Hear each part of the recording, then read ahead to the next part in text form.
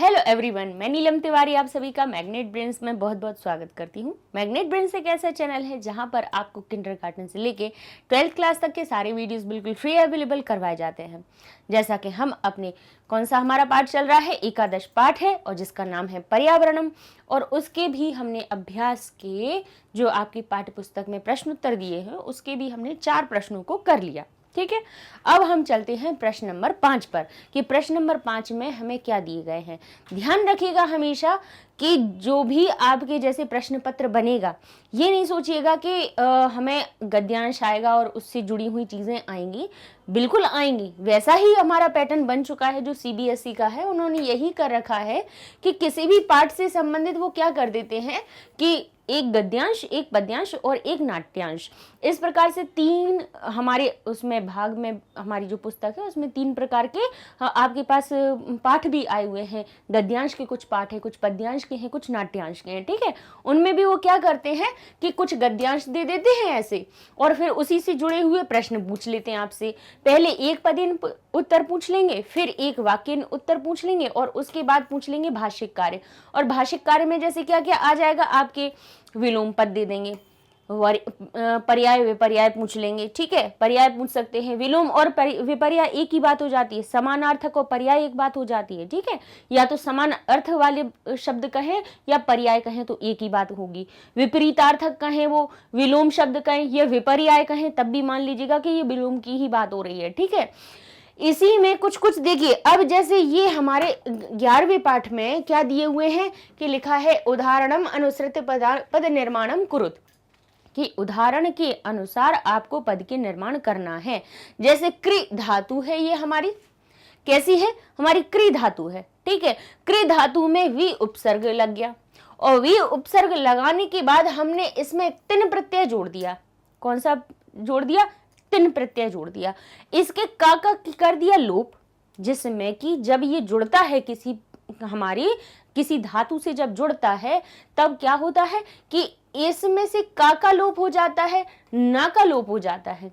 बचता है तो सिर्फ क्या बचता है, क्योंकि आधा का और त और न ये होता है। और आपको पता है कि छोटी ई की मात्रा हमेशा कहाँ से आती है, किसी भी आधे वर्ण के आगे से। तो ये जो का के ऊपर मात्रा है, तो ये का के ऊपर की मात्रा गायब नहीं होगी। गायब होगा तो क्या होगा, लशक को तद्धते एक हमारा सूत्र होता है जिसमें से क का लोप हो जाता है, श का लोप हो जाता है, ला का लोप हो जाता है प्रत्ययों में। ठीक है, तो ये हमारा क्या हो जाएगा, का लोप हो जाएगा और ना का लोप हो जाएगा। तो बोले क्या बचा, अकेला ती बचा, क्योंकि का गायब हुआ और ना गायब हुआ। ठीक है, तो ये जब हमारा जुड़ जाएगा, किसी भी धातु में जुड़ जाएगा तो उसकी भाववाचक संज्ञा बना देता है। भाव क्या होता है, जैसे सफलता भाव है, इसका कोई आपके अंदर, जैसे आपने कहा कि मैंने प्रथम स्थान प्राप्त किया, तो आपकी प्रगति हुई। आपकी क्या हुई? प्रगति हुई। अब प्रगति शब्द क्या हुआ, बोली ये कोई क्रिया हुई? नहीं, ये आपकी जाने की क्रिया हुई, आगे बढ़ने की क्रिया हुई है।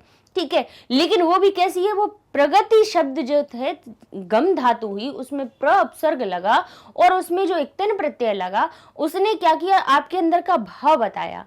क्या भाव बताया कि आपकी क्या, ये संज्ञा बन गया। क्रिया थी लेकिन क्रिया से वो भाववाचक संज्ञा में बदल गया। ठीक है, जैसे अब यहाँ देखें कि क्रि धातु है, हमारा करने की धातु है, लेकिन उसमें तिन प्रत्यय लगा दिया तो कृति हो गया। अगर क्रि धातु है और तिन प्रत्यय लग जाए तो क्या बचेगा, कृति बन जाएगा।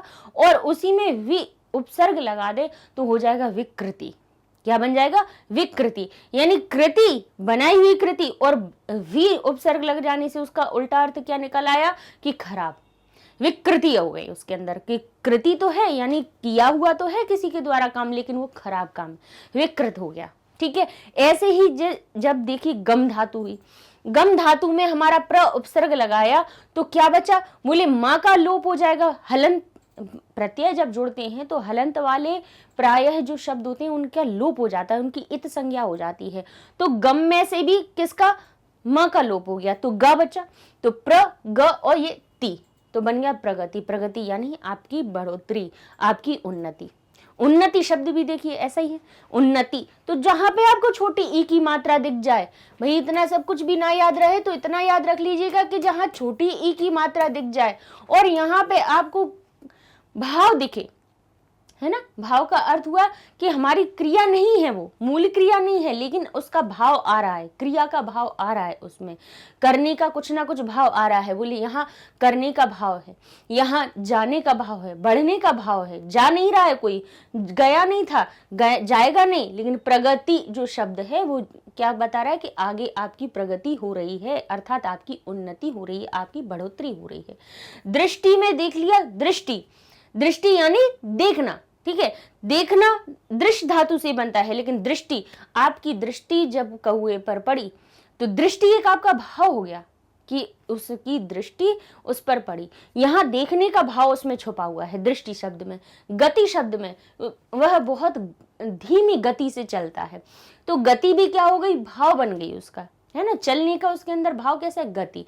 मति, मति शब्द यानी सोच रहे हैं, मन की, मन में, मन के द्वारा जो हम सोचते हैं वो हमारी मति क्या बन जाती है ना। कि मति उसकी अच्छी सदमति है, उसकी अच्छी मति है, इसलिए उसने ऐसा किया। उसकी दुर्मति है, इसलिए उसने क्या कर लिया, उसकी अच्छी नहीं हुई, कोई भी बात उसने अच्छे मन से नहीं की, है ना। तो अपना बुद्धि, कुबुद्धि, सुबुद्धि, भाई ये सब हमारे क्या बन जाते हैं, भाव बन जाते हैं हमारे अंदर के। तो बस याद करने की बात इतनी है कि एक तिन प्रत्यय जहां लगता है वहां क्या हो जाता है, वो भाव बन जाता है। भाववाचक बताने के लिए होता है, बताना इसलिए जरूरी था। बताने को तो सिर्फ इतना कह देते कि ती जहां पे अंत में लग जाए वो हमारा एक तिन प्रत्यय होता है, ठीक है। एक तिन प्रत्यय का सिर्फ का गायब, न गायब और ती बचेगा, इतना तो याद रखेंगे। तो आपको अगर प्रश्न उत्तर में आ जाए, कह दें कि प्रगति शब्दस्य प्रत्यय विभाजनम कुरुत, कि प्रगति शब्द में से प्रत्यय का विभाजन कीजिए, तो आप क्या करेंगे, आप बताएंगे कि ये जो ग है वो गम धातु का होता है, प्र होता है वो हमारा उपसर्ग होता है, और बोले ती क्या है, बोले ती हमारी एक तिन प्रत्यय है, ठीक है। अब यहाँ पे दृष्टि, अब दृश्य धातु जो हमारी होती है, बोले इसमें कोई उपसर्ग लगा है, नहीं लगा है, नहीं लगा है तो कोई बात नहीं है। तो दृश्य हमारा क्या हो गया, दृश्य हमारी धातु हो गई। अब आप कहोगे कि मैडम आप तो कह रही थी ती और ये तो हो गया टी। तो अभी हमने एक आपको बताया था ना कि ये जो श होता है ना, ये वाला जो श होता है, ये वाला श, ये किसका, चा का दोस्त होता है, किसका होता है, चा का मित्र होता है। और ये वाला जो श होता है वो टा का मित्र होता है, किसका होता है, टा का मित्र होता है। अब और ये वाला जो स होता है वो होता है ता का मित्र, ठीक है। तो अब भाई सामने हमारे क्या लिखा हुआ था, बोले यहां लिखा हुआ था दृश्य धातु थी हमारे पास, दृश्य धातु थी और ती, इसमें हमें उपसर्ग जोड़ना था। तो इसने कहा कि मेरा दोस्त तो यहाँ नहीं है, तो मैं तो यहां से जा रहा हूं, ठीक है। या तो मेरा चा आ जाए, तो भाई चा नहीं है, तो भाई ये हो जाएगा गायब, ठीक है। हमारा एक सूत्र होता है इष्टुष्व, इष्टुत्व संधि का होता है, स्तोह इष्टु नाष्टुह, यानी जो हमारा कोई भी, अब ये ता के मेल में यहां हो जाएगा ये स, और सा भी क्या करेगा, इष्टुत्व में परिवर्तित हो जाएगा, अर्थात ये कहेगा कि भाई यहाँ तो ये त है, तो यहाँ पे कौन सा श आना चाहिए, इष्टुत्व संधि का यहाँ नियम लग रहा है, तो ये हो जाएगा श। पढ़िएगा जरा इष्टुत्व संधि जो हमने पढ़ाई है उसको देखिएगा, तो ये श हो जाएगा।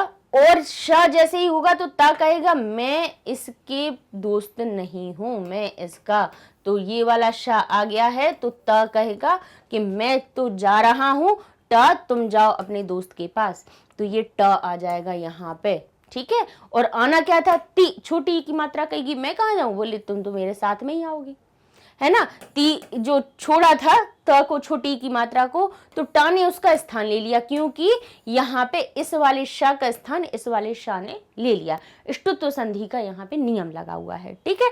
तो ये हमारा इस प्रकार से, ये जो टी दिखा तो ये नहीं समझिएगा कि ये टी लग गया तो यहाँ पे ती तो है ही नहीं है ना। तो ये समझ जाएंगे आपके दृष्टि यानी श है ये वाला, जहां ज्यादातर आप देखिएगा जहां जहां पे ये वाला श आएगा वहां पे पीछे टा जरूर लिखा होगा, या फिर यहाँ टा आएगा तो यहाँ पे आपने विसर्ग में भी कौन सी हमने सत्व संधि, षत्व संधि, शत्व संधि, तीनों संधियां आपको पढ़ाई, उसमें भी बताया है कि विसर्ग के बाद अगर टा वर्ग का अक्षर कोई आएगा तो ये वाला विसर्ग इस वाले श में परिवर्तित होगा। चा का वर्ग कोई आएगा तो ये वाला जो विसर्ग है वो किस में, इस वाले शा में होगा। और कह रहे और अगर हमारा कौन सा त वर्ग आता है तो ये हमारा ये वाले सा में परिवर्तित हो जाता है। तो भाई ये इनका क्या होता है, इनकी दोस्ती होती है। भाई दोस्ती क्यों होती है, क्योंकि ये सब एक ही स्थान से जन्मे होते हैं, है ना। यानी इनके निकलने की जो ध्वनि है, जहां से ये निकल रहे हैं, उनकी उच्चारण स्थान समान होती है, इसलिए वो दोस्त होते हैं। कहते हैं ना कि तुम भी भोपाल के तो हम भी भोपाल के, तो अपन दोनों भाई भाई। भाई बेंगलोर में पहुंच जाए नौकरी करने, लेकिन वहां पे एक भोपाल वाला मिल जाए तो उससे दोस्ती हो जाएगी कि भाई भले ही हम नहीं जानते हैं बहुत पहले से, लेकिन कह दिया कि अरे तुम भी भोपाल के हो, हम भी भोपाल के, अरे तो ठीक है, अपनी दोस्ती है। तो इस प्रकार से क्या हो जाता है कि जैसे हम कहीं दूर जाते हैं और फिर दूर में जब अपना कोई पहचान का दिख जाता है तो हम तुरंत उसी को बिठा लेते हैं अपने पास में। सीट होगी ना बस में खाली, तो अपने भोपाल वाले को देखोगे तो उसी को बुलाओगे, भाई आजा बैठ जाओ, आ जाओ। बाकी और सब इतने खड़े रहेंगे, घंटों से खड़े, लेकिन उन्हें नहीं बुलाओगे, तुम अपने दोस्त को बुलाओगे। तो ऐसा ही यहाँ पे हुआ कि सब बहुत सारे शाह थे। बोले दो तरह के और थे, बोले नहीं चाहिए, बोले ता है शाह है तो टा अपने आप चला आएगा पीछे पीछे, ठीक है। टा होगा तो ये वाला शाह अपने आप पीछे पीछे चला आएगा। तो भाई ये उच्चारण स्थान की बात है। हम एक बच्चे ने बोला भी था कि मैम हमें उच्चारण स्थान का आप बता दीजिए, हम एक वीडियो बनाते हैं जिसमें आपको उच्चारण स्थान से और समझा देंगे कि फिर क्या होगा कि जो आप संधियाँ पढ़ोगे ना तो आपको बहुत मज़ा आएगा फिर देखने में, अरे हाँ ये इसलिए यहाँ पे ये वाला आ रहा है। फिर एक एक चीज़ बिल्कुल क्लियर होती जाएगी, ठीक है। अब हम देखते हैं गम और एक तिन प्रत्यय। तो वही क्या होगा हमारा, ग की ला बचेगा, माँ का हो जाएगा लोप, और इसमें से क्या बचेगा, ती, तो बन जाएगा गति। मन हो गया, मन में से फिर क्या होगा, बोले हलंत वाले का होगा लोप, भाई हो गया लोप। तो बोले आधे आधे अक्षर गायब, बोले आधे अक्षरों को गायब करो, सीधा कर दिया गायब, तो माँ बचा और ये ती हो गया, मती ही बन गया। फिर कहा इसमें करिए, बोले क्या करना है, बोले हलंत को करना है गायब, बोले बन गया, गायब हो गया। फिर बोले क्या करें, बोले इनको भी गायब किया, बोले इनको भी कर दिया, बोले शती बनना चाहिए। लेकिन भाई ये जो अनुनासिक होते हैं ना, जो पंचम वर्ण थोड़े कैसे होते हैं, थोड़े अपने स्वाभिमान वाले होते हैं। जैसे आपने स्वरों को देखा होगा, बाकी बेचारे तो देखो जल्दी चले गए, ठीक है चले गए, लेकिन इस ये जो श है, श के योग में जो माँ है, यानी कुछ कुछ धातुएं ऐसी होती हैं, उनने कहा कि श है और उसमें ती लगना है तो शती बनना चाहिए शती, बोले नहीं। लेकिन ये जो माँ है, ये जो गम धातु का माँ साधारणता आराम से चला गया, उसने कुछ नहीं कहा। लेकिन ये जो श के संग में जो माँ आया है वो क्या करेगा, बोले वो जाएगा तो, लेकिन अपने साथ में अपने बाद में क्या करेगा, बोले यहाँ पे क्या लिखा है, शम धातु है, शम धातु में ती प्रत्यय लग रहा है, तो ये माँ गायब होगा, लेकिन अपने स्थान में अपनी पहचान छोड़ के जाएगा कि कोई ना कोई अनुनासिक वर्ण यहाँ था, उसकी पहचान छोड़ो। बोले मैं जाऊंगा तो क्या करूंगा, बोले मैं भी किसी पंचम वर्ण को ही छोड़ के जाऊंगा। तो बोले किसको छोड़ के जाओगे, बोले त वर्ग का पंचम कौन सा होता है, तो बोले यहाँ पे तो ना होता है। तो बोले ठीक है, लेकिन जैसे ही ना आएगा ये हमारा दीर्घ हो जाएगा। कई नियम होते हैं जिनके लगने से ये बनता है, लेकिन हमने बता दिया कि ये क्या हुआ कि श बन गया दीर्घ, बन गया शा, और हमारा म के स्थान पे आ गया न, क्योंकि इसके पीछे वाला वर्ण कौन सा था, त था, ठीक है। माँ तो गायब हुआ, लेकिन उसने अपने स्थान पर अपने ही जैसे पंचम वर्ण को बिठा दिया। पंचम वर्ण का मतलब क्या होता है, जैसे क ख ग घ इंगा, तो इंगा हमारा पंचम वर्ण हो गया। च छ ज झ य, तो य हमारा हो गया। ट ठ ड ढ ण, त थ द ध न, प फ ब भ म। तो भाई माँ गायब हुआ, उसने कहा कोई बात नहीं, तो तुम यहाँ पे हमारे बाद में तुम्हारे सब पीछे है ना, तुम्हारे वर्ग वाला बैठा हुआ है, तो बोले तो तुम पहुंच जाओ। तो ये माँ गायब हुआ और ना को पहुंचा दिया, तो शम बन गया। शम जमा हमारा इक्तन, तो क्या बन जाएगा हमारा, शांति ही, ठीक है। तो इस प्रकार से ये आपकी भाववाचक संज्ञा के प्रगति, दृष्टि, गति, मति, शांति। और देख लेते हैं, जैसे देखो भज धातु में इक्त बन गया तो बन गया भक्ति ही, ठीक है। भज धातु जो थी ना, च का पहले देखिए यहाँ पे भी क्या होगा, ये जो ज है, ज गायब हुआ और गायब होने के बाद इसमें कौन सी संधि लगी, ज, जो हमारा ज है वो कौन से च वर्ग का अक्षर है और उसके आगे आने वाला त है, तो पहले जो ज है पहले च में परिवर्तित होगा और चा से फिर वो क में परिवर्तित होगा। तो ऐसे करके 2-3 संधियों के जब नियम लगेंगे तब वो क्या हो जाएगा, ज क में परिवर्तित हो जाएगा। लेकिन आधा ज जा रहा है ना, इसीलिए उसने आधे का को भेजा उसमें, तो क्या बन जाएगा, ये भक्ति ही। ये नहीं सोचिएगा कि इसका ये वाला हमारा का लौट के आ गया, ये नहीं आएगा। एक दिन का सिर्फ ती ही बचेगा। जो परिवर्तन होंगे वो हमारी जो धातुएं हैं उनके अक्षरों में परिवर्तन होंगे। ठीक है, अब आगे देख लेते हैं। जन और हमारा हो गया तिन, बस यहाँ पे तो बस ना है तो बोले हटा दिया उसको, जाओ, तो क्या बना, जाति बन गया। लेकिन कैसा बना, दीर्घ वाला। जन धातु का बन गया जा और हमारी ती तो बन गया जाति। जैसे शांति, शम धातु में क्या बन गया था, शांति, ऐसे जन में बन गया कौन सा, जाति। ठीक है, नी हो गया, नी में ती लग गया, नीति। इस प्रकार से ये एक तन प्रत्यय जुड़ गए। बहुत आसान है, कोई बड़ी बात नहीं है उसमें जुड़ना। तो अब आगे देखते हैं, लिखा है निर्देशानुसार परिवर्यत, मतलब क्या करना है, परिवर्तयत, यानी परिवर्तन कीजिए। जैसा निर्देश दिया हुआ हो वैसे उन वाक्यों के परिवर्तन कर लेना है। तो लिखा है यहाँ पे जैसे यथा, यानी जैसे। हर एक शब्द का अर्थ जरूर समझ लीजिए कीजिए कि भाई इसमें यथा है तो इसका अर्थ क्या निकल रहा है। यथा का अर्थ जैसे, उदाहरण दिया हुआ है जैसे। स्वार्थांधो यानी स्वार्थ में अंधे जो मानव अद्य आज, पर्यावरणम पर्यावरण को नश्यति, कहते हैं नाश्यति, नाश कर रहे हैं यानी नष्ट कर रहे हैं। ठीक है, ये हमारा क्या बन गया भाई। अब इसका क्या करना है, नाश्यति लिखा हुआ है और इन्होंने एक निर्देश पीछे दे दिया है कि इसको बहुवचन और क्या कहा है, परिवर्तित, यानी बहुवचन के अनुसार परिवर्तन करना है। जैसा निर्देश हो उसके अनुसार परिवर्तन। तो ये हमारा समझ लीजिए ये कैसा है, बोले ये हमारा एक वचन का वाक्य है। ठीक है, और इसको क्या करना है, हमें बहुवचन में करना है। तो बहुवचन में स्वार्थ अंधो यानी स्वार्थ में अंधे मानव, मानव। ठीक है, अब आपको बताया जाए कि ये जो ओ की मात्रा है जो कहाँ से आती है। आपको याद होगा कि हमने बताया था जहां पे आपको ऐसा लगे, कैसे, बोले यहाँ जैसे ओ की मात्रा है और आपने देखा, रुकिए फिर से आप बोले स्वार्थांधो। ठीक है, समझ लीजिए, नहीं तो क्या होता है कि आधा अधूरा ज्ञान खतरनाक होता है, कोई फिर मतलब नहीं रह जाता, कुछ का कुछ अपन समझ लेते हैं। ये ओ की मात्रा लिखी हुई है और यहाँ लिखा हुआ है मानव। तो भाई स्वार्थ जो अंधा है, ये शब्द क्या है, इसका विशेषण, किसकी विशेषता बता रहा है, मानव की। तो मानव कैसा है, एक वचन में है। मानव कैसा है, एक वचन में है। अब एक वचन में यदि हमारा ये विशेष है तो इसका विशेषण भी कैसा होगा, एक वचन वाला होगा। तो कहीं ये ओ की मात्रा कहाँ से आई है, तो भाई ये आई है हमारे किस में से, बताइए, विसर्ग से। विसर्ग के बाद हमारा क्या लगा हुआ है, म, तो ये विसर्ग किस में बदला, बोले ये ओ की मात्रा में बदल जाता है। ठीक है, तो इसलिए ये कौन सा है, बोले ये एक वचन का है। ये ओ की मात्रा है, भले ही लगी है लेकिन हमें पता है कि ओ की मात्रा के स्थान पे विसर्ग लग जाता है। सिर्फ ओ की मात्रा अंत में देखिए, समझ जाइएगा कि आगे हमारे कोई ना कोई माँ पफ अबा का कोई ना कोई वर्ण होगा, इसलिए आया है। ठीक है, तो इसलिए ये हमारा किस में परिवर्तन हो गया, बोले ये ओ की मात्रा में बदला हुआ है। तो एक वचन अब ये सभी हैं, तो हमें क्या करना है, इनको बहुवचन में बदलना है। बहुवचन में बदलने के लिए सबसे पहले हम किसको पकड़ेंगे, संज्ञा को, जो कर्ता होगा उसको पकड़ेंगे।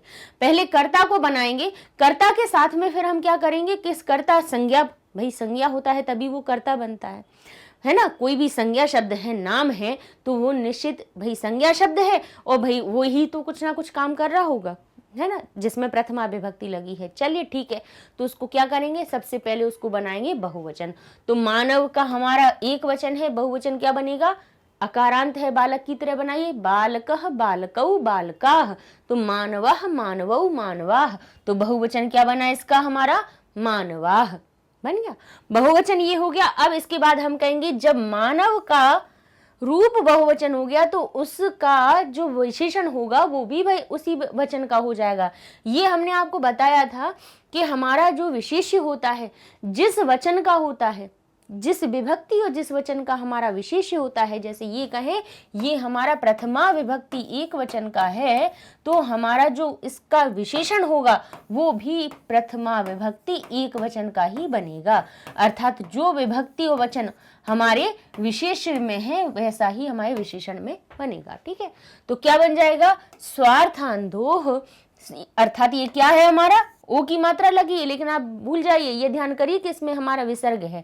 तो बोले ये स्वार्थंधः मानवः लिखा हुआ है, एक वचन लिखा हुआ है, तो इसको बहुवचन बनाएंगे तो क्या बन जाएगा, मानवाः। और कैसे मानव, बोले स्वार्थ में अंधे। अब एक नहीं है, बहुत सारे हैं, तो स्वार्थ अंध, अंध शब्द भी कैसा है, बोले अकारांत है, तो इसको भी हम बालक की तरह बना देंगे तो क्या बन जाएगा, स्वार्थांधः। ठीक है, बन हो गया। अद्य यानी आज, भाई अद्य और इसमें कोई परिवर्तन नहीं होता है। जहां परिवर्तन होता है वो दो चीजें होती हैं, ये हम आपको बता दें। जब भी आपको वचन परिवर्तन करने के लिए आए तो जो होता है, जो परिवर्तन बहुवचन या एक वचन में, वो होता है कर्ता और क्रिया में। ठीक है, कहीं पे कहीं कहीं कुछ वस्तुओं में हमें देखना पड़ेगा कि हम कहीं कहीं अलग करें, लेकिन जो मूल परिवर्तन होता है वाक्य परिवर्तन में, अगर वचन परिवर्तन आता है तो उसमें आपको पहले सर्वप्रथम आपको दो चीजों में करना है। ठीक है, अगर कहीं परिस्थिति में ऐसा लग रहा है कि कई चीजों में है कि भाई इसका भी बहुवचन हो सकता है, अब परिस्थिति अपन को बताते जाएंगे हम आपको, तब वहां पे उनका जरूर करिएगा। लेकिन अभी तो यहाँ, अब जैसे ये कहे कि बालक पुस्तक पढ़ता है, ठीक है, बालक पुस्तक पढ़ता है और बालक पुस्तक पढ़ते हैं, तो अब याद ध्यान करिएगा कि बालक अगर एक है तो वो एक ही पुस्तक पढ़ रहा होगा, है ना। जब वहां तो नहीं कि पुस्तकों को पढ़ता है, वहां पे तो बालक को हमने पुस्तक के लिए बोल दिया कि बालक पुस्तक पढ़ता है। यहाँ हमें पता है कि एक पुस्तक को पढ़ रहा है, लेकिन भाई एक बालक तो कई पुस्तकों को पढ़ सकता है, लेकिन एक साथ में क्या बालक पुस्तक पढ़ रहे हैं।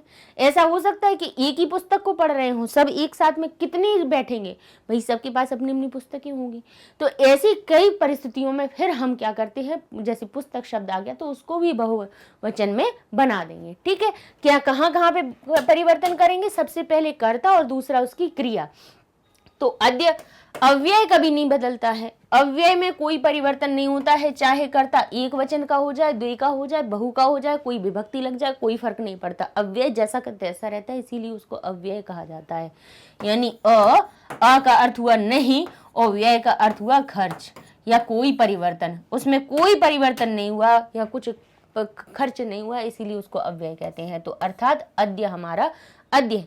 पर्यावरणम, अब भाई दो चार पर्यावरण तो है नहीं, पर्यावरण तो भाई जो शब्द बन गया, पर्यावरणों को नष्ट करते हैं, तो भाई कितने पर्यावरण हैं अपने, दो चार हैं क्या पृथ्वी पे, कि एक इंडिया का पर्यावरण अलग हो गया, हमारे अफ्रीका का अलग हो गया, हमारा ही हो गया, भाई पर्यावरण तो सबके लिए समान है। तो इसीलिए भाई क्या हो गया, बोले स्वार्थांधा, ठीक है, बहुवचन, मानवा, ठीक है, आज पर्यावरण को नाश कर रहे हैं, नाश करता है और उसी का करते हैं, तो क्रिया तो ती से हो जाएगा अंति, क्योंकि ती तह अंति बन गया, मानवा बहुवचन हुए तो क्रिया भी बहुवचन हो गई, अंति। ठीक है, और बस यहाँ पे बोले क्या हुआ, अद्य आज पर्यावरण को नष्ट कर रहे हैं, तो पर्यावरणों को नहीं कहेंगे हम, पर्यावरण का क्या बहुवचन बनाओगे, कितने पर्यावरण है आपके, पर्यावरण तो भाई एक ही है ना, है ना। अगर कहें दुनिया को नष्ट कर तो दुनिया अलग अलग है कि चार पांच है, संसार को नष्ट कर तो संसार तो एक ही है ना। तो क्या बनेगा, बोले इसीलिए हो जाएगा हमारा पर्यावरणम। ठीक है, कई शब्दों के हमें क्या होता है, एक वचन ही लेके चलने पड़ते हैं। ठीक है, जहां भाई भले ही हमारा ये कर्म है, किसको नाश कर रहा है, बोले पर्यावरण को, लेकिन फिर भी इसको हम क्या करेंगे, बहुवचन में नहीं करेंगे। ठीक है, क्योंकि पर्यावरण हमारा एक ही है, इसीलिए उसका हमारा जैसा का तैसा रूप हमने रख दिया। अब ऐसे ही अब हम यहाँ पे करेंगे। ठीक है, क्या कहेंगे, सप्त कहते हैं संतप्तस्य, संतप्तस्य मानवस्य। यहाँ पे फिर से देखिएगा कि जो मानव शब्द है उसकी विशेषता संत किसने बताया है, संतप्तस्य, यानी संतप्त मानव का मंगलम कुतः यानी किधर है। कहते हैं फिर से, कहते हैं मानवस्य, मानव का, मूल संतप्तस्य, संतप्त मानव का। अब फिर से देख लीजिए यहाँ पे कौन सी विभक्ति है, बोले षष्ठी एक वचन। पहले हम पहचानेंगे, बोले क्या है, बोले षष्ठी एक वचन है। मानव में जो स्य लगा हुआ है, बोले कहाँ का लगा हुआ है, षष्ठी एक वचन का लगा हुआ है। और बोले उसके विशेषण में, बोले उसमें भी षष्ठी एक वचन लगी हुई है। ठीक है, तो अब हम क्या करेंगे, बोले एक वचन है, बनाना क्या है, बहुवचन। तो षष्ठी का अब हमें बहुवचन बना दीजिए। तो क्या बन जाएगा, बोले यहाँ पे बोले हमने देखा है सब में षष्ठी में जब बहुवचन बनाते सब में नाम या नाम लगा देते हैं। तो ठीक है, यहाँ पे कहीं र दिख रहा है, तो बोले नहीं, सप्त में कहीं नहीं दिख रहा है, हमें नहीं दिख रहा ना, तो बोले क्या लगना है, संतप्त में क्या लगाना है, बोले नाम लगा दीजिए, क्योंकि कहीं पर रा नहीं है, तो बोले संतप्ता नाम लगा दिया। ठीक है, और बोले मानव में, बोले यहाँ पे स्या हटाइए, मानव में भी भाई नाम लगा दीजिए। नाम लगाना है, बोले राग तो नहीं है कहीं, नाम लगाने से पहले षष्ठी बहुवचन में लगता है नाम सभी में, ठीक है, और आनाम लगता है कायदे से, तो आनाम लगता है, यानी जो पद होता है उसमें बड़े आ की मात्रा, जैसे राम हो गया वो हो जाएगा रामाणाम, यानी बड़ा आ भी आता है उसमें। ठीक है, नाम तो इसलिए याद करने के लिए हम ध्यान करवा देते हैं कि नाम लगाते हैं, लेकिन क्या बोले बनता है, जैसे बालक है, बालक अकेला कोई मात्रा नहीं है, लेकिन नाम लगेगा तो आनाम लगेगा। क्या लगेगा, आनाम या आणाम। ठीक है, याद रखेंगे, षष्ठी बहुवचन बनाना है कभी भी तो आनाम या आणाम, का की के का अर्थ निकलेगा। बोले ठीक है, तो क्या करना है, बोले पहले मानव का कीजिए, मानव को बहुवचन बनाइए, तो बोले मानव के में से स्या हटा दीजिए, मानव में आनाम लगा दीजिए, लग गया। तो बोले संतप्त उसकी विशेषता है कि दुखी मानव, दुखी मानव का मंगल कहाँ है, संतप्त जो संतप्त हो मतलब जो दुखी हो बहुत ज्यादा, उसका मंगल कहाँ हो सकता है।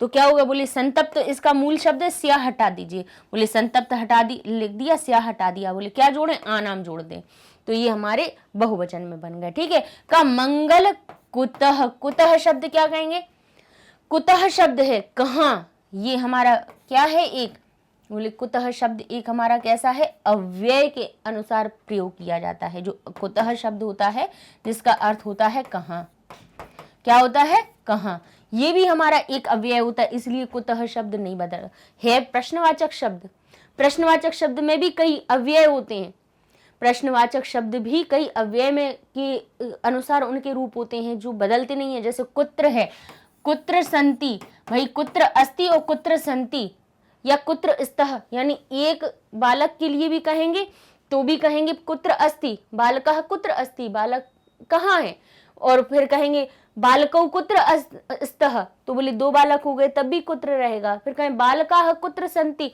बोले कोई फर्क नहीं पड़ता, कुत्र हमारा अव्यय है, ऐसा ही रहेगा। ऐसे ही ये जो कुतः शब्द है ये भी हमारा क्या होगा, किधर, कुतः शब्द का अर्थ निकलेगा किधर, कि संतप्त मानव का मंगल किधर है। ठीक है, तो ये भी हमारा एक अव्यय होता है, इसीलिए देखिए हम आपसे कहते हैं, जैसे अव्यय का हमने बनाया है वीडियो, और हमने इसीलिए बोला है कि आप एक बार 10 छोटी छोटी सी जो चीजें हैं ना, जब भी फुर्सत मिली, एक आधा पौन घंटे के, एक आध घंटे से ज्यादा का तो होगा नहीं, 1 घंटा निकाल लीजिए, बेसिक कॉन्सेप्ट आपका क्लियर हो जाएगा। और 9th क्लास में अभी पढ़ ही रहे हो, आगे चल के 10th में ही पहुंचना है, पहले से ही तैयारी करके रख लो, 10th में दिक्कत ही नहीं आएगी आपको, है ना। तो क्या करना है, एक बार अव्यय को जरूर देखिएगा। ठीक है, तो उससे पता चल जाएगा कि कौन कौन से किस किस प्रकार के अव्यय होते हैं हमारे। तो हमारा क्या बना, बोले यहाँ पे कोई क्रिया तो थी नहीं, बोले नहीं है, तो बोले कि बस तो कर दिया, दोनों का क्रिया होती तो उसको भी बहुवचन कर देते। यहाँ हमारा विशेष्य और विशेषण दोनों थे, विशेष हमारा बहुवचन बना तो हमारा विशेषण भी बहुवचन बन गया। अब विशेष विशेषण हम बोल रहे हैं तो ऐसे तो नहीं सोच रहे हो क्या बोल रहे हैं, हम बता चुके, देखो क्या विशेषण होता है और क्या विशेष होती है, समझाइए ना, है ना। काला घोड़ा, काला क्या है, विशेषण, और घोड़ा कौन है, विशेष्य। ठीक है, याद रखना। कृष्ण अश्व कह दे, और संस्कृत में बता दिया, लो कृष्ण वस्त्र, लो हमने क्या पहना है, कृष्ण वस्त्र पहना है, तो कृष्ण इसकी विशेषता है कि काला है ना, कृष्ण है, वस्त्र है, वस्त्र तो बहुत तरह के होते हैं, लेकिन भाई कौन कैसा पहना हुआ है ना। श्वेत फलक, ये हमारा व्हाइट बोर्ड है तो श्वेत है, भाई फलक तो है लेकिन कैसा है, श्वेत है। ठीक है ना, इस प्रकार से तो जो विशेषता बताते हैं वो विशेषण कहलाते हैं।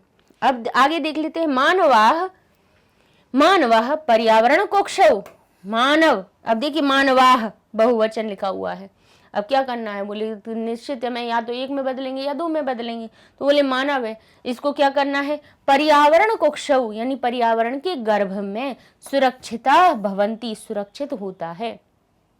मानव कहाँ होते हैं, अब है बोलेंगे, है होता है नहीं बोलेंगे, क्यों भाई, भवंती लिखा हुआ है, होते हैं। मानव अब एक नहीं है, बहुत सारे मानव हैं, क्योंकि यहाँ पे मानवाह बहुवचन का रूप लिखा हुआ है। मानवाह यानी मानव, पर्यावरण कोक्षौ, कुक्षी शब्द होता है हमारा किसके लिए, कोख के लिए। कुक्षी शब्द, कुक्षी, जिसका अर्थ होता है कोख या गर्भ, है ना। तो कहते हैं पर्यावरण, और उसी की सप्तमी विभक्ति में जब उसका रूप बनता है वो हो जाता है कुक्षौ। क्या बन जाता है, कुक्षौ। कहने के लिए कुक्षौ शब्द कैसा है, बोले एक वचन का है, एक वचन का है। लेकिन ये बोले यहाँ पे अब इसको हम क्या, एक वचन, ये बहुवचन की सब चीजें दी हुई हैं, लेकिन इसको तो इन्होंने कुछ, इसको नहीं बदला। बोले क्यों नहीं बदला, देखिए हुआ फिर वही कि नहीं, जैसे पर्यावरण बहुवचन में भी वही था और एक वचन में भी वही था, ऐसे ही पर्यावरण कुक्षौ यानी पर्यावरण के गर्भ में। अब दो चार गर्भ तो होते नहीं है, दो चार पर्यावरण हो तो उसके दो चार गर्भ हो, भाई एक ही पर्यावरण है तो पर्यावरण का गर्भ भी एक ही होगा, मतलब पर्यावरण के अंदर, है ना। क्या अर्थ निकला कि पर्यावरण के अंदर निकले। तो भले ही वो चाहे एक मानव हो चाहे बहुत सारे, चारों तरफ से ढका हुआ है, आवरण है एक तरह का।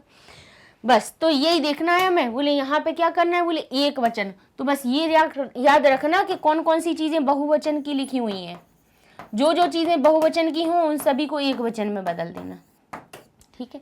चलो तो कैसे बदलेंगे हम, बोले ये मानवाह शब्द, बोले बहुवचन का है, एक वचन में बदल दीजिए।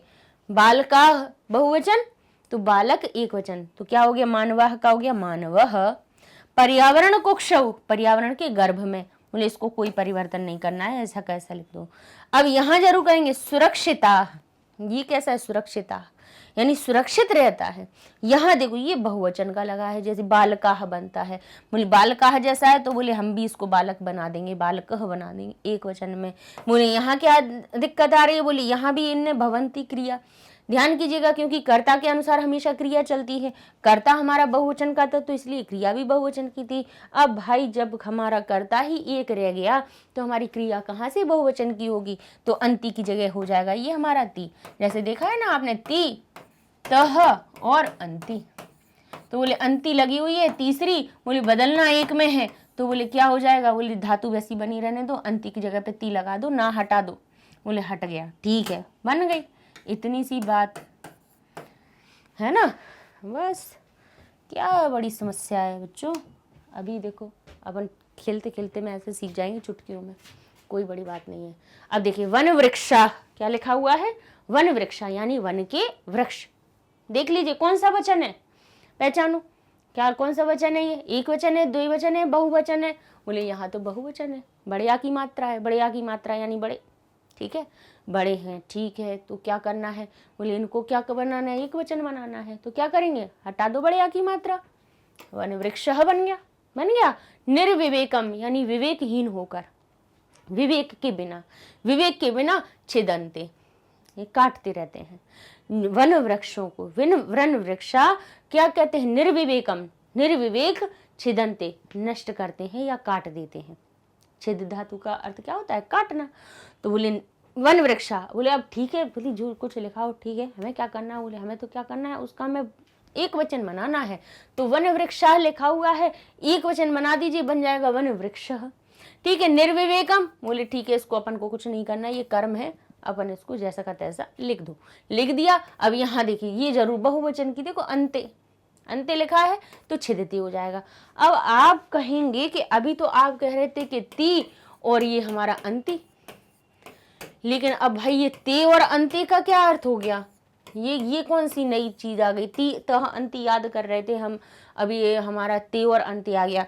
तो भाई हमने दो चीजें पढ़ाई हैं, कौन कौन सी, परस्मय पद और आत्मनय पद समझाई है धातुओं में। लकार परिचय जो हमारा है हमने उसमें आपको ये दोनों तरह की धातुएं सिखाई हैं, आत्मनय पद की। तो जो आत्मनेय पद की धातुएं होती हैं उनमें तीतः अंति नहीं लगता, उनमें ते एते अंते लगता है। क्या लगता है, ते एते अंते।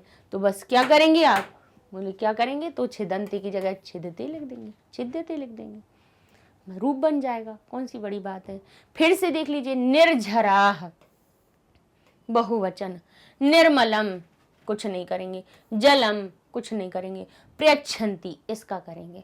भाई जो जो हमें वचनों में दिख रहे हैं अलग अलग उनको बदलेंगे। बाकी जो अंकी बिंदी वालों को तो हम ज़्यादा नहीं छेड़खान करते, अव्यय वालों को छोड़ देते हैं, अंकी बिंदी वालों को छोड़ दो। इतना ध्यान रख लेना कि अंकी बिंदी वाले हैं इनको छोड़ दो, भाई सेपरेट रहो। हमें तो अपने कर्ता और क्रिया को बदल देंगे, हमारा काम हो जाएगा। ठीक है। और किसको नहीं छेड़ना है आपको? अव्यय को नहीं छेड़ना है, नहीं छेड़ना है। ठीक है। तो क्या करना है? बोले अपन क्या करते हैं कि गिरी निर्झरा यानी पर्वत के झरने, पर्वत वाले जो झरने एक नहीं है बहुत सारे हैं। ठीक है। निर्मलम जलम, बोले इनको हमें कुछ नहीं करना है, इनको जैसा का तैसा रखना है, रख दिया, कौन सी बड़ी बात है। प्रयच्छन्ति, बोले ये बहुवचन की क्रिया है, नहीं करना अपन को कुछ, कर देखना क्या है द्विवचन। तो क्या करेंगे? गिरी निर्झर शब्द का हम द्विवचन क्या बना देंगे। गिरी निर्झर कैसा दिख रहा है आपको? कौन सी मात्रा दिख रही है उसके अंदर? गिरी निर्झर में कौन सी मात्रा दिख रही है? बोले कोई मात्रा नहीं है, लेकिन रा पूरा है। पूरा है तो अ जरूर लगा है, तभी वो पूरा हुआ, नहीं तो आधा ही लटका रहता। ठीक है। तो अकारांत हो गया, छोटा अ है तो अकारांत। ठीक है। तो अकारांत के रूप कैसे बनते हैं? बालक जैसे, बालकः बालकौ बालकाः। तो बोले द्विवचन में औ लगा दीजिए तो गिरी निर्झर में हो जाएगा गिरी निर्झरौ। ठीक है। और निर्मलम जलम, और वही अंति, अंति का क्या हो जाएगा? बोले अब ती तो नहीं होगा, क्यों? बोले ती तो एक वचन में आता है, लेकिन यहाँ पे तो दो की बात हो रही है, दो झरने हो गए। जब झरने दो हो गए तो वे उनकी देने की बात भी दो होगी कि मीठा जल दोनों देते हैं। तो बोले दो दे रहे हैं तो दो की बात क्या हो जाएगी हमारी? बोले ती के बाद द्विवचन में आता है तह, तो लगा देंगे प्रयच्छतः, अंति की जगह तह। ठीक है। तो ये बन जाएगा अपना। फिर से देख लीजिए, सरित, सरित शब्द लिखा हुआ है, सरित निर्मलम जलम प्रयच्छति, सरित निर्मलम जल प्रयच्छति। अब जो ये सरित जो शब्द है वो तकारांत शब्द आ गया, त से अंत हो रहा है। क्यों अंत हो रहा है? बोले इसको अकारांत और उकारांत कुछ क्यों नहीं बोला? क्योंकि ये जो त है वो हमारा आधा है। अब भाई इसमें कोई स्वर नहीं है। जैसे हम कहते हैं ना राजन, इसको नकारांत क्यों कहते हैं? और यहीं पे अगर ये राम है, इसको अकारांत क्यों कहते हैं?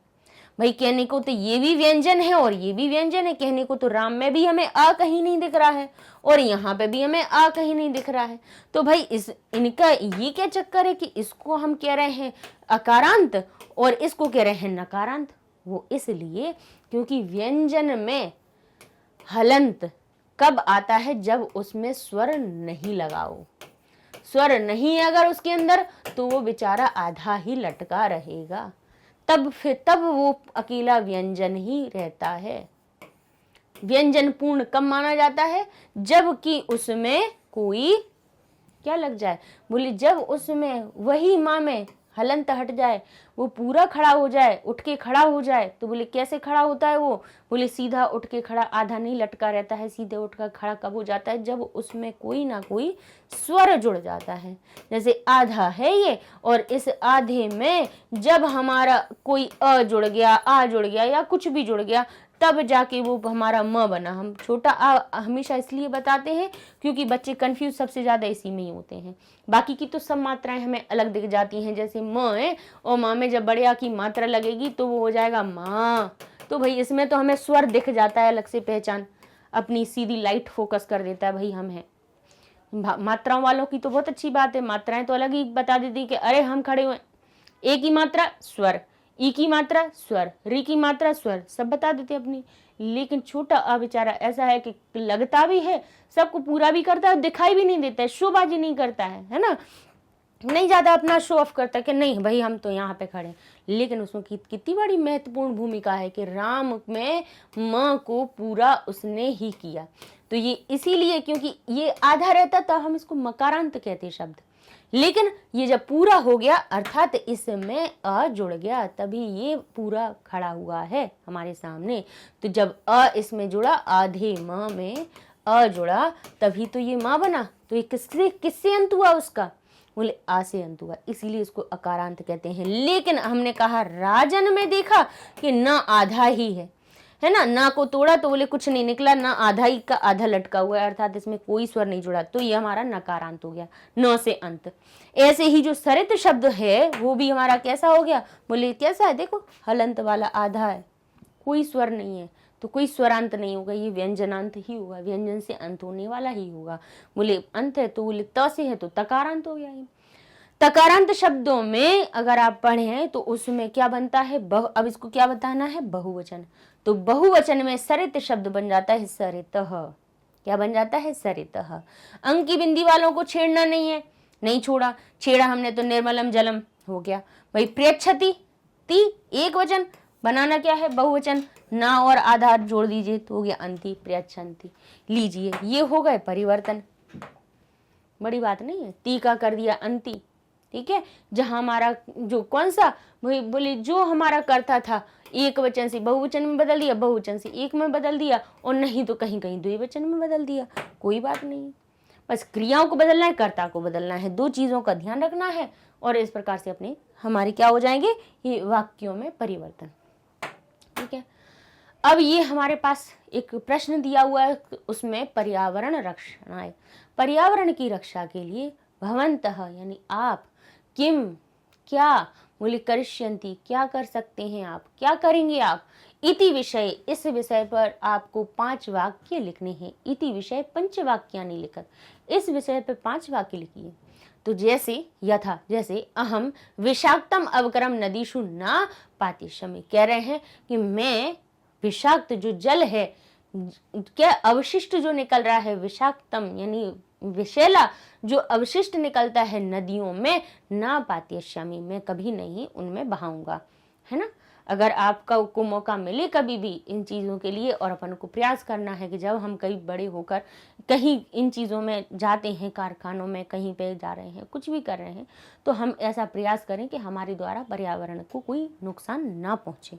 ठीक है, तो हम पहले क्या लिखेंगे, सबसे पहले तो हम क्या आप करना चाहेंगे पर्यावरण के लिए, वो सोचिए आप, जो आप कि आप पेड़ पौधे लगाएंगे, आप वृक्षों को ना काटें, ये चीज़ें ही तो करेंगे। तो हम पहला हम लिख देते हैं, 5 वाक्य हमने लिख दिए हैं, उसमें से आपको भी जो अच्छे लगे वो आप खुद भी लिख सकते हैं। तो आप क्या लिखेंगे, अहम मैं वृक्षच्छेदनम, वृक्षच्छेदनम वृक्षों के छेदन को न करिष्यामि, मैं वृक्षों की कटाई नहीं करूँगा। अहम नूतन वृक्षान लता च आरोपयिष्यामि, मैं नए वृक्ष, पहले वृक्षों की कटाई नहीं करूंगा, दूसरा क्या नहीं करूंगा, मैं नए नए वृक्षों को लगाऊंगा। तो क्या कहेंगे, अहम नूतन वृक्षान यानी नूतन वृक्षों को, वृक्षान शब्द क्यों आया, द्वितीय विभक्ति को का अर्थ निकालना था हमें, और एक वृक्ष नहीं हम कई लगाएंगे, इसीलिए हमने क्या दिया वृक्षान। अहम नूतन वृक्षान लता, एक बेल नहीं हम कई लगाएंगे, ऐसा आप मन में संकल्प लीजिए। तो कहेंगे लता च और वृक्ष और लता आरोपिष्यामि, अहम आ रहा है इसलिए आमी आ रहा है सभी में, अहम के लिए आमी है ना, हमने कहा ना कि मैं के लिए अहम आता है, फिर हम दोनों के लिए आवाम आ जाता है, और हम सब के लिए वयम आ जाता है। फिर कहते हैं अहम मैं पशुओं को भी पालिष्यामि, उनको का भी पालन करूंगा। ठीक है, पालन का मतलब ये नहीं कि उनके जैसे चल रहे, नहीं, पालन का अर्थ है मैं उनको पालूंगा, उनको अपना, भाई पेट भी हम लोग बनाते हैं ना, वो इसीलिए तो बनाते हैं। अहम पशु पक्षिणाम, और मैं पशु पक्षियों को क्या करूंगा, आखिटम ना करिष्यामि, मैं उनका आखिट भी नहीं करूंगा। नाम का की का अर्थ बताना है, देखो पक्षी नाम आ गया।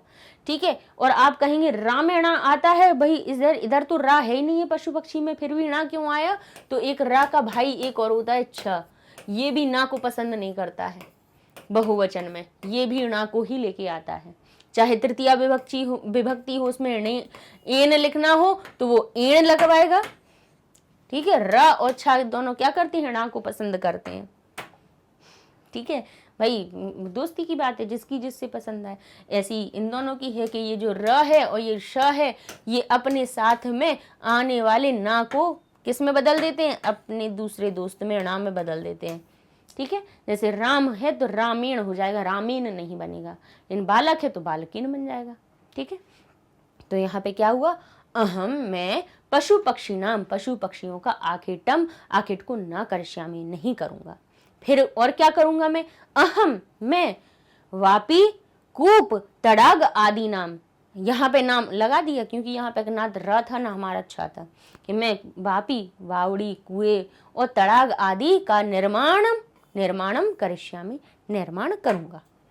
इस प्रकार से आपके 5 वाक्य हो जाते हैं। अब आगे देख लेते हैं, कितना सिंपल क्वेश्चन आ गया आपका, कितना सिंपल प्रश्न है कि उदाहरणम अनुसृत्य यानी उदाहरण के अनुसार उपसर्गण पृथक कृत्वा लिखत, पृथक करके लिख दीजिए उपसर्गों को। देखिए फिर से इसमें क्या लिखा है हमारा, उपसर्गान, द्वितीय विभक्ति बहुवचन, विभक्ति हमेशा ध्यान रखती जाए कीजिए तो अर्थ लगाना आसान हो जाता है। यानी उपसर्गों को पृथक कृत्वा, पृथक यानी अलग, कृत्वा यानी करके, कृत्वा प्रत्यय से क्या बनता है, बोले इक्त्वा प्रत्यय लग जाता है, क्री यानी करना है, और इक्त्वा प्रत्यय से लग गया हमारा के करके, बोले पृथक करके लिखत लिखिए। ठीक है, तो क्या करना है, बस अब इतने सिंपल करना है कि हमें क्या निकाल देना है, उपसर्ग जहां जहां लगे हों उनको निकाल दो। तो प्रभवती में कौन सा उपसर्ग है, बोले भव धातु होती है, प्र उपसर्ग होता है। ठीक है, बोले उपलभ्यते में लब धातु होती है, तो उसके आगे का कौन सा हो गया, उप हो गया। ठीक है, निवसंती में वस धातु होती है, तो उपसर्ग क्या बचा हमारा, बोले जैसे ही धातु अलग करोगे जो बचा है वही उपसर्ग है। क्या करना है, कैसे पहचान करेंगे आप, धातु में पहचान लीजिए, धातुओं के आगे जो दिख जाए चीज बस वही उपसर्ग है। वैसे भी उपसर्ग बहुत सारे नहीं होते बेटा, सिर्फ 22 होते हैं। कितने होते हैं, सिर्फ 22, गिन उंगलियों पे भी याद कर लोगे आप, है ना। नहीं भी हो रहा है तो अब 2-4 बार देख लो तो याद हो जाएगा कि कौन कौन से आए हुए हैं। लब धातु है, बोले आगे क्या बना, उप, अकेला उपसर्ग मत कर देना, नहीं तो कहें कि भाई उपसर्ग क्या होता है, पहले तो ये जान लीजिए क्या होता है उपसर्ग, बोले आगे लगने वाले धातु के आगे, धातुओं के आगे लगने वाले जो शब्द होते हैं वो उपसर्ग कहलाते हैं। क्या कहलाते हैं, वो उपसर्ग। संख्या में कितने होते हैं, बोले सिर्फ 22 होते हैं, इसलिए इनको याद रखना भी बड़ी बात नहीं है। बोले और बाद में लगता है वो क्या होता है, बोले वो प्रत्यय होता है। ठीक है, वो भी आपके में ज्यादा नहीं है, 3-4 ही अभी बताए हैं आपके सिलेबस में, तो वैसे हमने बहुत सारे करवाए हैं, कुछ 9th में करवा दिए हैं, कुछ 10th में हमने वीडियो बना के कंप्लीट करवाए हैं। ठीक है, तो उपसर्ग में क्या करना है, बोले अगर आगे लगता है धातु के तो फिर हमें धातु बस अलग कर लेनी है, तो जो बचेगा वो उपसर्ग हो जाएगा।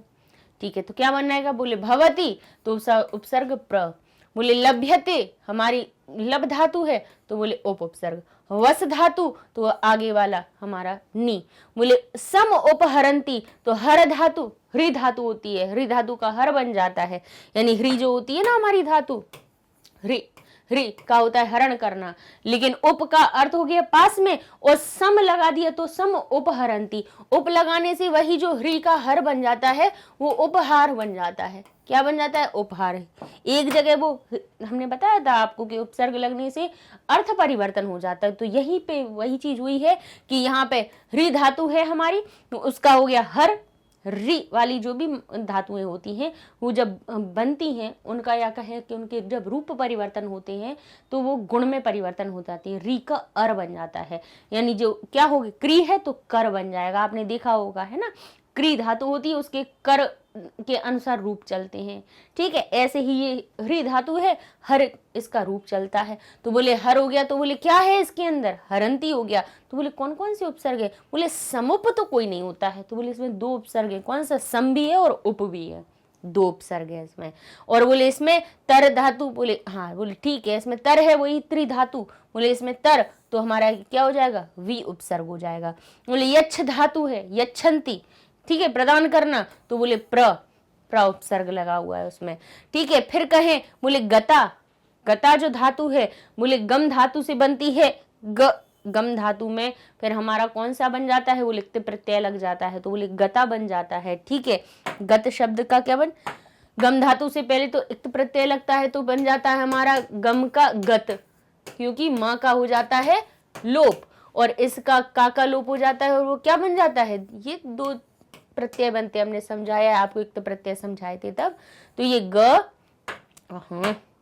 देखो जिसका लोप होना है उसी को लिखे जा रहे हैं। ठीक है, ग और इसमें से क्या आया हमारा, बोले इसमें से ता आया तो बन गया गत, और वही स्त्रीलिंग के लिए बन जाए, पुरलिंग के लिए बन जाता है गतः, और हमारी स्त्रीलिंग के लिए बन जाता है गताः। ठीक है, जैसे हमारे राम और रमा के रूप चलते हैं वैसे ही गत शब्द इक्त प्रत्यय लगने के बाद के रूप हमारे बनते हैं। ठीक है, तो बोले गत, ग से हमें अलग कर देना है, बोले आगे बचा वाला उपसर्ग है। ठीक है, गता हमें पता है कि इसमें यहीं पे प्रत्यय भी आ गया, यहीं पे पूछे कि कौन सा है, बोले ये हमारा इक्त प्रत्यय है, वो भी स्त्रीलिंग के लिए उपगता, उपगतः उपगता। ठीक है, उपगतम इस प्रकार से रूप भी बन जाता है। ठीक है, उपसर्ग क्या है? उप, बोले भा धातु, बोले भाव ना होने की, तो इसमें क्या लगा है? प्रति, सामने ही चमक रहा है, प्रति, उपसर्ग हो गया। आगे देख लेते हैं। ठीक है, कोई दिक्कत तो नहीं, आ सकते हैं ऐसे, यही पाठ में से इसी का गद्यांश दे देंगे, इसी में से उपसर्ग पूछ लेंगे, इसी में आपको भाषिक कार्य देखिए कितनी तरह से आपसे पूछ बता सकते हैं आपको। देखिए इसमें से प्रश्न बन सकता है आपका, यहां से भी एक प्रश्न कह देंगे कि बताओ इसका बहुवचन का रूप क्या बनेगा, 4 लाइनें दे देंगे, बताइए इसमें से कौन सी लाइन बनेगी सही, है ना। तो उसमें आपको क्या पहचान करना पड़ेगा।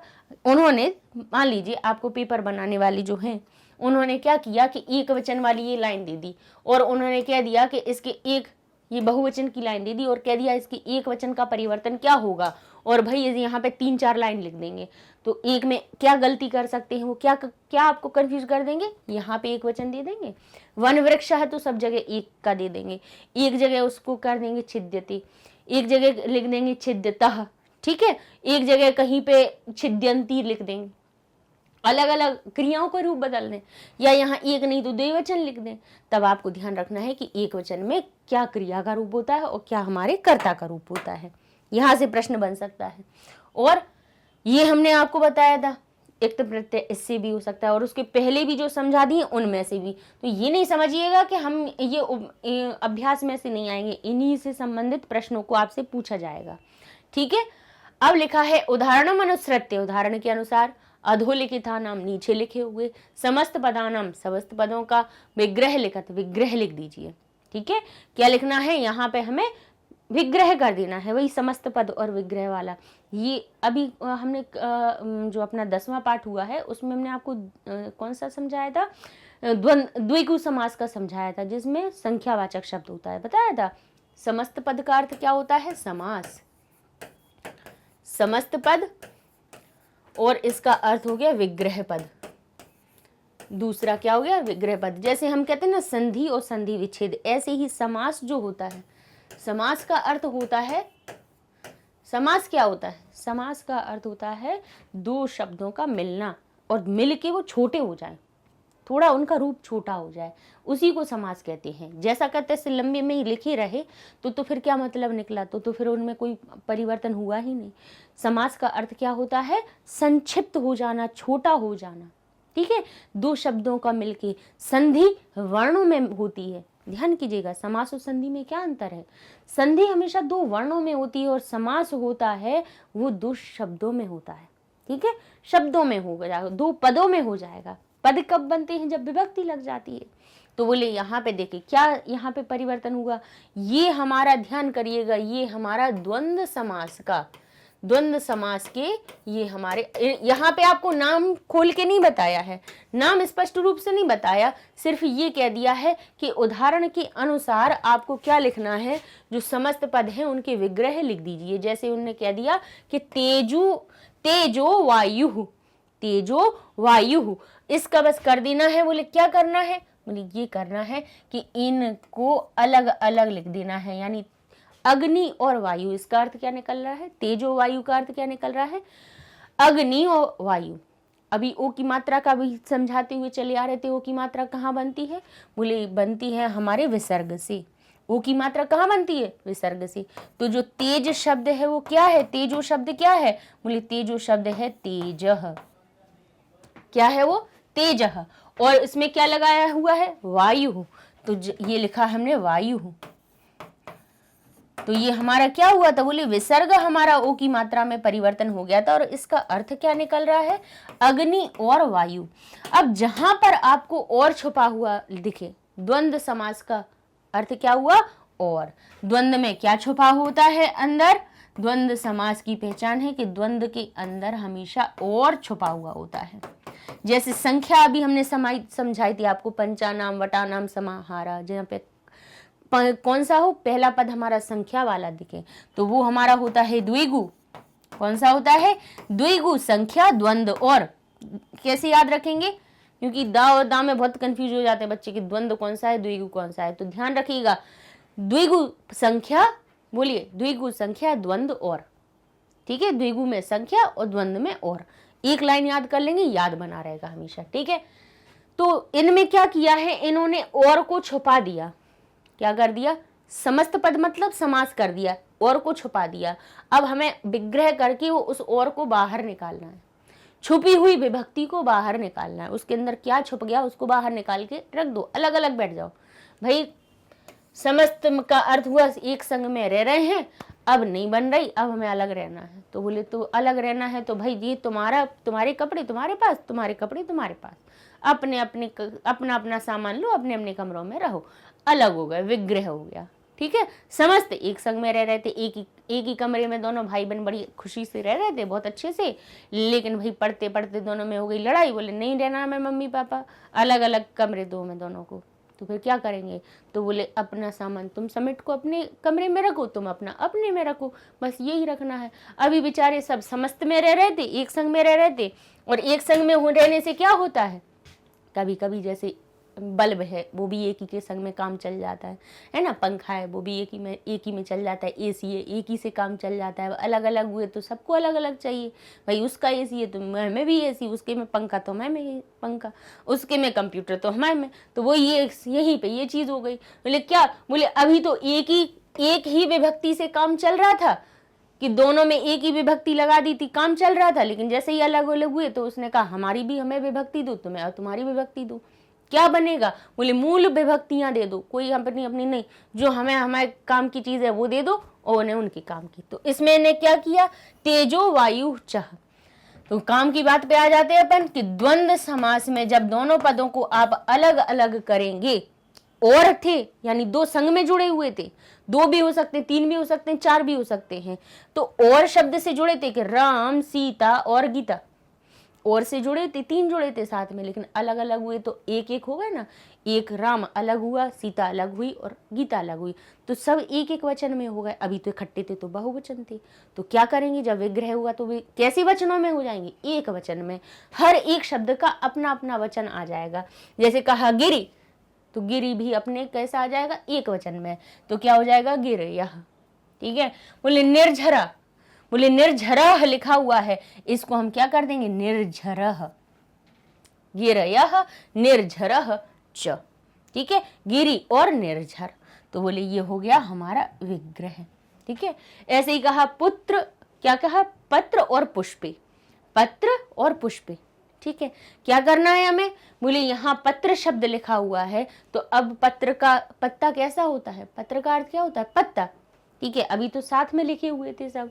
ठीक है, सब बहुवचन के बने थे। बोले अब क्या करेंगे, हमें अलग अलग होना है। तो क्या बनेगा अलग में, पत्र शब्द का एक वचन तो पत्र हो जाएगा पत्रम, और पुष्प क्या हो जाएगा, बोले पुष्प भी हो जाएगा पुष्पम। ठीक है, अभी दो थे इसलिए हमारी द्विवचन की विभक्ति लगी थी। बोले नहीं है, बोले अलग अलग है तो अलग हो जाओ। लता वृक्षौ, तो लता और वृक्षौ क्या करेंगे, बोले लता को अपनी विभक्ति दे दो एक वचन की, तो भाई विभक्ति लगने में आकारांत को कोई कुछ भी नहीं मिलता है, उसका जैसा का तैसा रूप उठा के रख दिया जाता है। वृक्षौ, वृक्ष दो हो गए थे, लता और वृक्ष दो थे, इसीलिए ये द्विवचन की विभक्ति लग रही थी। लेकिन अब जब अलग हुए तो अकेली एक की आएगी, तो क्या हो जाएगा, वृक्षः।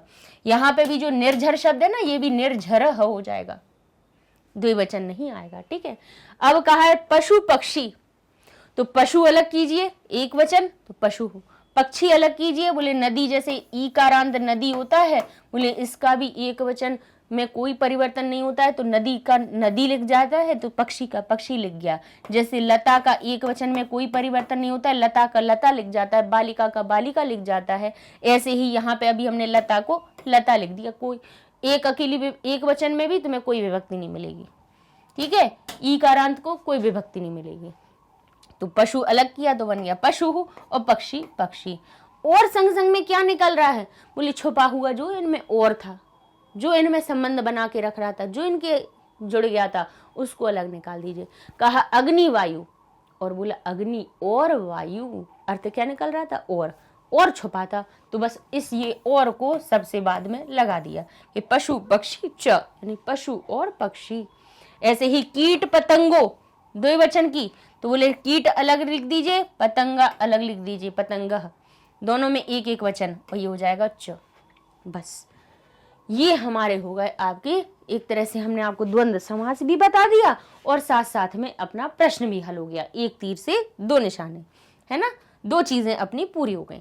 ठीक है, और समास को धीरे धीरे जब भी टाइम मिले, फुर्सत मिले, तो धीरे धीरे फिर जो इनकी एक्सप्लेन करके हमने जो बड़े बनाए हैं, जो वीडियोज जिन्हें पूरी आपको विवरण से विस्तार से बनाया है, उनको भी देखते जाइए, क्योंकि द्वंद्व समास के भी इतरेतर द्वंद्व होते हैं, है ना, एक कई भाग होते हैं उनके, 3-4 भाग होते हैं। एक शेष द्वंद्व होता है, इतरेतर द्वंद्व होता है, क्या परिवर्तन होते हैं, कहाँ कहाँ कौन सी चीजें, ये एक उदाहरण था एक तरह से, है ना, एक प्रकार का उदाहरण था जिनमें आपने सीखा कि समस्त पद को अलग करना है तो क्या करेंगे, हर एक पद को अलग करेंगे, दोनों में एक एक वचन की विभक्ति लगाएंगे और चा लगा देंगे। और इसी में अगर इसको अगर समस्त पद करना होता तो क्या करते, तो फिर हम ये करते कि दोनों शब्दों को उठाते, दोनों शब्दों में हम कौन सी द्विवचन की विभक्ति लगा देते और चा को लोप कर देते, क्योंकि संग में आ गए ना, तो फिर क्या करते, एसी एसी को सबको एक ही कर देते, है ना, दो दो एसी नहीं करते, एक एसी को बंद करके रख देते, एक ही एसी में काम चलाते। तो यही यहाँ पे किया कि अगर यहाँ पे ऐसा करना था, अगर तेज वायु च लिखा हुआ है तो हम क्या करते, बोले हम ये करते कि जो तेज और वायु है इन दोनों को एक साथ में लगा देते, तो क्या बन जाता हमारा तेज वायु। ठीक है, ऐसे ही गिरया है निर्झरा, क्या होता, बोले इस विभक्ति का लोप, बीच वाले की विभक्ति का लोप कर दो, एक एसी बंद कर दो, तो क्या हो जाएगा, गिरे निर्झरा। यहाँ पुष्पे हो जाता, तो यहाँ पे भी बोले क्या करते, बोले बस कर दीजिए एक साथ में एक विभक्ति, दोनों की द्विवचन की विभक्ति, यहाँ पे भी बस क्या करना, साथ में लिख दिया और कोई परिवर्तन ही नहीं है ज़्यादा। इस प्रकार से ये समास हो जाता है। ठीक है, तो हम अगले वीडियो में अपने एक नए पाठ को शुरू करेंगे, हमारा जो चैप्टर 12 है उसको। ठीक है, और बस हमारा ये लास्ट है, इसके बाद आप लोगों के फिर एमसीक्यूज शुरू करवाएंगे। ठीक है, कि जैसे एमसीक्यूज के आपके फर्स्ट टर्म में आने हैं, 10th वालों के तो हो भी चुके हैं, 2 पाठ हमने करवा भी दिए हैं और 2-3 पाठ और हैं उनको भी करवा देंगे। तो मिलते हैं नेक्स्ट वीडियो में। अच्छा, इसके पहले आपको वेबसाइट के बारे में और बता देते हैं कि आप अपने हमारी वीडियोस को हमारी वेबसाइट से सर्च कर सकते हैं, magnetbrains.com लिखिए, इंटर करेंगे तो आपके सामने ऐसा पेज ओपन हो जाएगा और उसको स्क्रॉल करेंगे तो सामने आपकी क्लासेस आ जाएंगी, उनमें से क्लास सिलेक्ट कीजिए। मान लीजिए हमने किया क्लास 9th सिलेक्ट, तो हमारे सामने क्या आ गया, क्लास 9th का पेज ओपन हो गया। उनमें भी जैसे संस्कृत के आपको देखना है कि कितने वीडियोज़ हो चुके हैं या जिस सब्जेक्ट पर जाना है उसको कीजिए क्लिक। मान लीजिए हमने किया संस्कृत को क्लिक, तो हमारे सामने संस्कृत का पेज ओपन हो गया। ठीक है, जिस सब्जेक्ट को क्लिक करेंगे उसी का पेज आपके सामने ओपन हो जाएगा। यहाँ होगा चैप्टर वाइज वीडियोस। ठीक है, तो यहाँ चैप्टर 1, चैप्टर 2 जितने चैप्टर हैं उनके और उनमें कितने कितने वीडियोस बने हैं, सब टॉपिक यहाँ पे लिखे हुए हैं। संधि प्रकरण को खोलेंगे, उसके 16 टॉपिक आपके सामने आ जाएंगे। आप जैसे पहला आपने क्लिक किया दीर्घ स्वर संधि, तो आपके सामने दीर्घ स्वर संधि का वीडियो ओपन हो जाएगा। बस आगे गुण पर करते, अयादि पर करते, व्यंजन की पे करते, वो अपना हो जाता। अच्छा, इधर से क्लिक क्रॉस करिए तो आप फिर से अपनी मेन लिस्ट पे पहुंच जाएंगे। और अच्छा, ये जो कोर्सेज का है ऐसे ही नहीं लिखा हुआ है, इसको क्लिक करके ना आप इसी पेज से ना किसी दूसरी क्लास के सब्जेक्ट पे पहुंच सकते हैं। कैसे, कोर्सेज को क्लिक करेंगे तो आपके सामने आएंगे क्लासेस और यहाँ आएंगे सब्जेक्ट, तो क्लास सिलेक्ट कीजिए, सब्जेक्ट सिलेक्ट कीजिए और आपका वही बस जादू से क्या हो जाएगा आपका वही पेज ओपन हो जाएगा जो क्लास आप सर्च कर रहे हैं। ठीक है, तो हमारे चैनल को भी लाइक कीजिए, शेयर कीजिए और सब्सक्राइब कीजिए। मिलते हैं नेक्स्ट वीडियो में अपने नए पाठ के साथ में, तब तक के लिए धन्यवाद।